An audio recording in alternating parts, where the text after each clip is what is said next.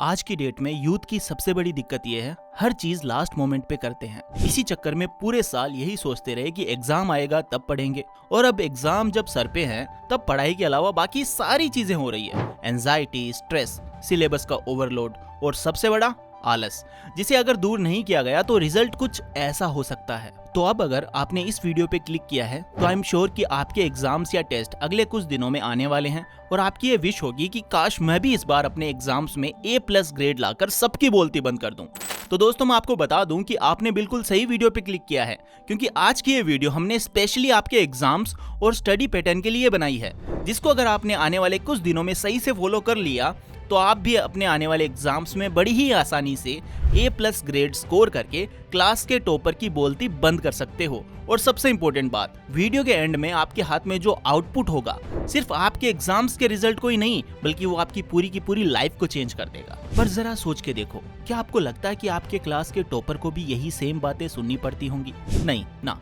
उसके पीछे का जवाब है उसका रिजल्ट। वो हमेशा अपने हर एग्जाम में बेस्ट ही स्कोर करता है। वो बेशक क्लास की स्टार्टिंग में कैसा भी परफॉर्म करे, लेकिन सेशन एंड होते होते क्लास के टॉप स्टूडेंट्स की लिस्ट में अपना नाम लिखवा ही लेता है, और वहीं आप हर बार की तरह पीछे रह जाते हो। अब दोस्तों, किसी फेमस पोइट ने सही कहा है कि आप अपने आगाज से नहीं बल्कि अपने अंजाम से जाने जाते हो। तो अगर आप अपने इस एजुकेशन ईयर के अंजाम को एक धमाकेदार रिजल्ट के साथ खत्म करना चाहते हो तो इस वीडियो को एंड तक जरूर देखना, क्योंकि वहां पहुंचने पर आपको अपने सारे सवालों के जवाब मिल चुके होंगे। अब बात अगर सवालों की हो ही रही है तो चलो आप सबके मन में आने वाले पहले सवाल से ही शुरू करते हैं, जो कि आई नो आप सबको हमेशा आता होगा कि मैं सारा टाइम पढ़ता रहता हूँ फिर भी मुझे कुछ याद क्यों नहीं रहता। वेल दोस्तों, किसी भी टॉपिक को पढ़ने से अगर वो याद होता तो हमारे देश में हर न्यूज़पेपर पढ़ने वाले अंकल IAS होते, पर सच ऐसा नहीं है। अगर आप किसी भी टॉपिक को सच में लंबे समय तक याद रखना चाहते हो तो उसके लिए सबसे पहले आपको करना होगा रीवायर योर ब्रेन। अब दोस्तों, हमारा जो ब्रेन है वो एक बहुत ही पावरफुल मेमोरी स्टोरेज हाउस है, जिसके अंदर हर तरह की मेमोरी इजीली स्टोर हो जाती है।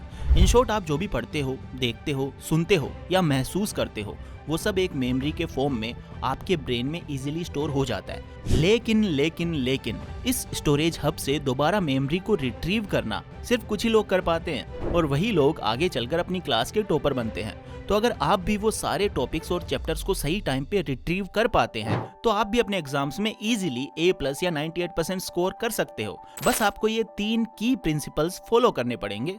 Number 1, stop panicking. कभी एग्जाम लिखते समय या उसकी तैयारी करने से पहले आपको पैनिक नहीं होना। आप कोई 2 साल के बच्चे नहीं हो जिसे नई चीजें फेस करने में डर लग जाता है। Be brave and be confident. आपको अपने आप को ये यकीन दिलाना होगा कि अगर आप करना चाहो तो आप कोई भी टेस्ट या कोई भी एग्जाम इजीली एस कर सकते हो।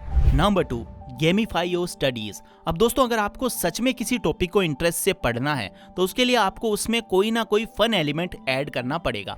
ऐसा करने से आपके ब्रेन में हैप्पी हार्मोन रिलीज होगा, जो आपको बार बार उसी एक्टिविटी को करने पे मजबूर करेगा, जिसके बाद आप खुद नोटिस कर पाओगे कि अब आपको मुश्किल से मुश्किल टॉपिक भी बड़ी ही आराम से, बड़ी ही आसानी से याद हो जा रहे हैं।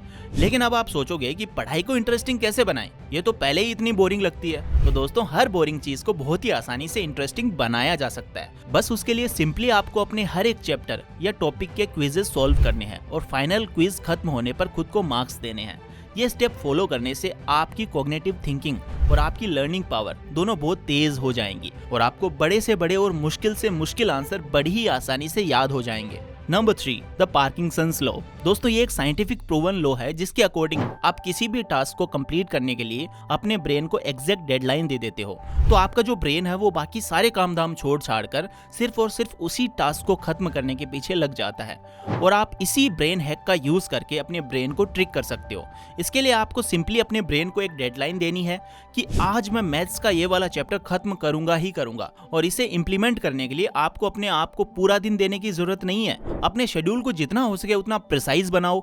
मैथ्स के हर एक उस एक्सरसाइज को मैक्सिमम 2 घंटे में सॉल्व करने की कोशिश करो।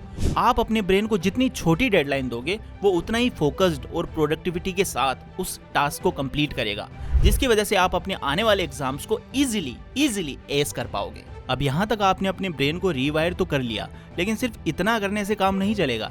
अगर आप अपनी पढ़ाई को सही तरह से ऑर्गेनाइज नहीं करोगे तो दोस्तों, एक रिसर्च ये बताती है कि अगर आप अपनी लाइफ के अर्ली स्टेज यानी कि आपके एजुकेशन करियर में अपनी पूरी स्टडीज को सही तरीके से ऑर्गेनाइज करना सीख जाते हो तो आपका ब्रेन बाकी लोगों के कंपैरिजन में हाईली प्रोडक्टिव बन जाता है। तो अगर आप अपने एग्जाम्स को सच में एस करना चाहते हो तो अपनी पूरी पढ़ाई करने के तरीके को अच्छे से ऑर्गेनाइज करो।